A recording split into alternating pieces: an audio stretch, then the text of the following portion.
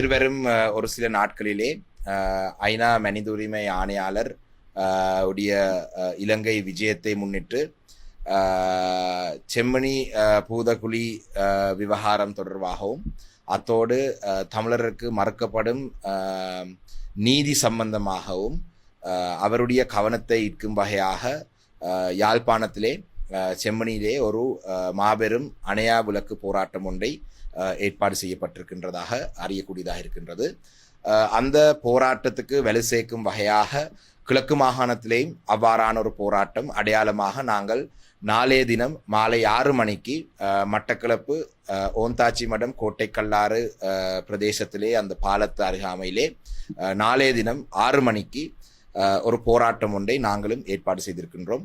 அந்த வகையிலே இந்த போராட்டத்துக்கு எங்களுடைய கிழக்கு மாகாணத்திலே வாழும் அனைத்து தமிழ் உறவுகளும் அனைத்து உணர்வாளர்களும் கலந்து கொள்ள வேணும் என்று பகிரங்கமாக ஒரு அழைப்பொன்றை விடுக்கின்றேன். இந்த போராட்டமானது நாளைய தினம் மாலை 6 மணிக்கு தீப்பந்தங்கள் ஏந்தி நாங்கள் ஓந்தாச்சி மடம் கோட்டைக்கல்லாறு அந்த பாலத்துக்கு அருகாமலே இருந்து ஆரம்பித்து இந்த போராட்டத்தை முன்னெடுக்கிறதுக்காக இருக்கின்றோம்.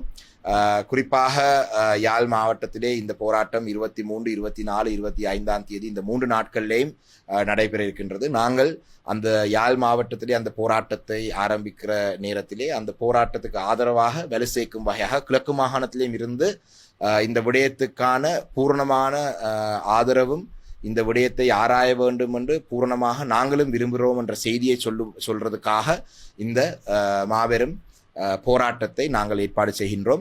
அந்த வகையிலே இதிலே கட்சி பேதமின்றி எங்களுடைய அனைத்து தமிழ் உணர்வாளர்களும் கலந்து கொள்ளுமாறு நான் இந்த இடத்திலே பகிரங்கமாக அழைப்பொன்றை விடுகின்றேன். ஏனென்றால் உங்கள் அனைவருக்கும் தெரியும், இந்த செம்மணியிலே மட்டுமில்லை, கடந்த காலத்திலே கொக்கு தொடுவாயிலேயும் கூட அந்த கண்டெடுக்கப்பட்ட அந்த விடயங்களுக்கு எந்த வகையான நீதியும் இதுவரைக்கும் கிடைக்கவில்லை. ஏனென்றால் 99ஆம் ஆண்டு காலப்பகுதியிலே இதே போல செம்மணியிலே கண்டெடுக்கப்பட்ட இந்த மனித பூதகுழிக்கு விசாரணைகளுக்கு அந்த நேரத்திலே அமெரிக்காவிலே இருந்து ஒரு விசேடமான ஒரு குழுவினருடைய ஆதரவையும் அந்த நேரத்திலே அரசாங்கம் கேட்டிருந்தது.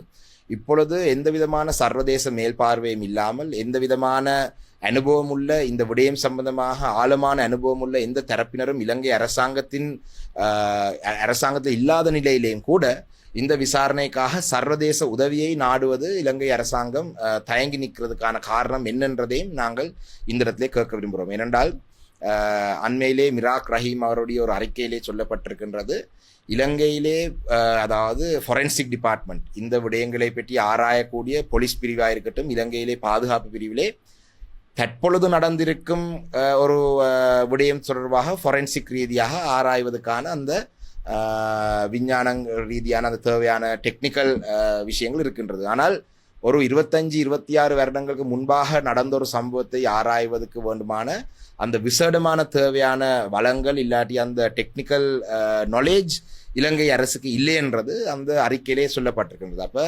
இந்த மனித பூதகுழிகளை விசாரணை செய்வதற்கு இலங்கை அரசாங்கத்துக்கு போதிய அளவு அந்த தேவையான டெக்னிக்கல் நாலேஜ் இல்லாத காரணத்தினால் இதுக்கு சர்வதேச உதவியை இலங்கை அரசாங்கம் பெற வேண்டும். அதிலே குறிப்பாக அந்த மனித பூதகுழியிலே கண்டறிக்கப்பட்ட அந்த ஸ்கெல்டன்ஸ்லே கூடுதலாக தாக்கப்பட்டிருக்கிறார்கள். அதாவது உடுப்பொன்றும் கண்டுபிடிக்கப்படவில்லை. அப்போ இது ஒரு பாரிய சந்தேகத்தை தரும் ஒரு விடயம். இந்த விடயத்தை நேர்மையாக இலங்கை அரசாங்கம் விசாரணை செய்து குற்றவாளிகள் தண்டிக்கப்படுவார்கள் என்ற நம்பிக்கை எங்களுக்கு இல்லை. அந்த வகையிலே தான் இந்த விடயம் தொடர்பாக மனித உரிமை ஆணையாளருடைய கவனத்தை ஈர்க்கும் வகையாக இந்த போராட்டங்கள் ஏற்பாடு செய்யப்பட்டிருக்கின்றது. நாங்கள் அறியக்கூடியதாக இருக்கின்றது, ஆணையாளரும் அந்த இடத்தை சென்று பார்வையிடுவதற்கு எந்த எதிர்ப்பும் இல்லை என்று வெளிவிவகார அமைச்சர் விஜிதஹிராத் அவர்கள் சொல்லியிருக்கார். அந்த வகையில் எங்களுடைய செம்மணியிலே போராட்டம் செய்கிறவர்கள், நானும் செம்மணி போராட்டத்திலே கலந்து கொள்வதற்கு வருவேன்.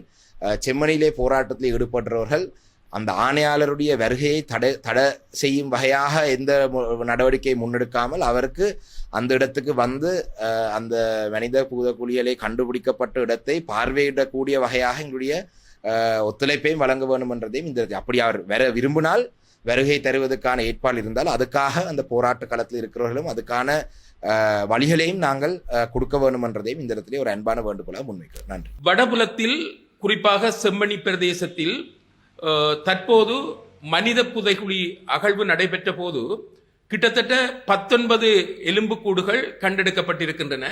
கண்டெடுக்கப்பட்ட எலும்புக்கூடுகளில் 3 சிறுவர்கள் அல்லது குழந்தைகளின் எலும்புக்கூடுகளும் இடம்பெற்றிருக்கின்றன. ஆகவே கடந்த சந்திரிகாமியாரின் ஆட்சி காலமான 96க்கும் 98க்கும் இடைப்பட்ட காலத்தில் இப்படியான புதைகுழிகள் அமைக்கப்பட்டிருக்கின்றனவோ என்கின்ற ஒரு சந்தேகம் ஏற்படுகின்றது. இந்த விடயம் சம்பந்தமாக கடந்த யுத்தம் முடிவடைந்து கிட்டத்தட்ட 16 ஆண்டுகள் கடந்திருக்கின்றன. காணாமல் ஆக்கப்பட்ட ஒரு பிரச்சினை தொடர்ந்தும் தொடர்கதையாக இருக்கின்றன. அதே வேளையில் புதைகுழிகள் அகலப்படுகின்ற போது எலும்புக்கூடுகள் வந்து கொண்டிருக்கின்றன. குறிப்பாக குழந்தைகளின் எலும்புக்கூடுகள் கூட அங்கு வந்திருக்கின்றன. ஆகவே வயது வேறுபாடில்லாமல் தமிழர்கள் கொல்லப்பட்டு புதைகுழிகளில் புதைக்கப்பட்டிருக்கின்றார்கள் என்றதை பார்க்கின்ற போது இதனைத்தான் நாங்கள் இனப்படுகொலை என்று சொல்லுகின்றோம். இந்த அடிப்படையில் பார்க்கின்ற போது தற்போது மக்கள் செயல் என்று சொல்லப்படுகின்ற ஒரு தன்னார்வ இளையோர் அமைப்பானது இந்த விடயத்தை சர்வதேசத்தின் முன்னிலையில் கொண்டு வர வேண்டும். இந்த விடயம் சம்பந்தமாக மக்களுக்கு ஒரு விழிப்புணர்வை ஏற்படுத்த வேண்டும் என்ற அடிப்படையில் அவர்கள் ஒரு செயல்பாட்டினை அணையாத தீபம் என்ற கருப்பொருளின் கீழ் மேற்கொள்ள இருக்கின்றார்கள். குறிப்பாக 23, 24, 25ஆம் திகதிகளில் இந்த செயல்பாடானது செம்மணியில் அந்த வளைவு இருக்கின்ற இடத்தில் செய்ய இருக்கின்றார்கள். இது மனித உரிமையோடு சம்பந்தப்பட்ட ஒரு பிரச்சனை, மனித உரிமை மீறலோடு சம்பந்தப்பட்ட பிரச்சனை.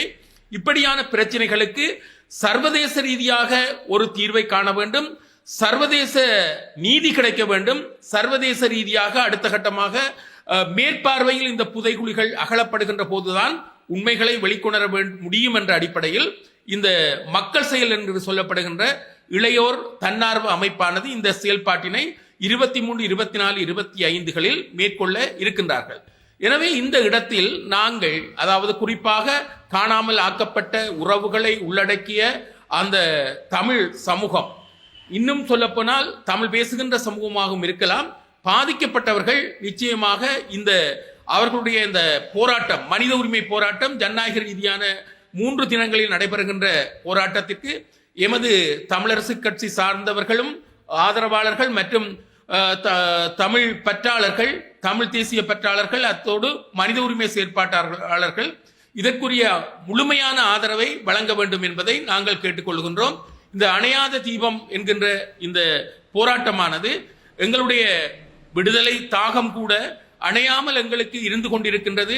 மனித உரிமை சம்பந்தமான விடயங்களில் நீதி தேடுகின்ற விடயமும் அணையாத ஒரு தீபமாக எங்களுடைய மனங்களில் இருக்கின்றது என்ற அடிப்படையில் இந்த போராட்டம் முன்னெடுக்கப்படுகின்றது. இந்த இடத்தில் உங்களுக்கு தெரிய வேண்டும், வால்கர் டர்கர் என்று சொல்லப்படுகின்ற ஒரு மனித உரிமை சம்பந்தமான மனித உரிமை பேரவையின் ஆணையாளர் இந்த இலங்கைக்கு விஜயம் செய்ய இருக்கின்றார்.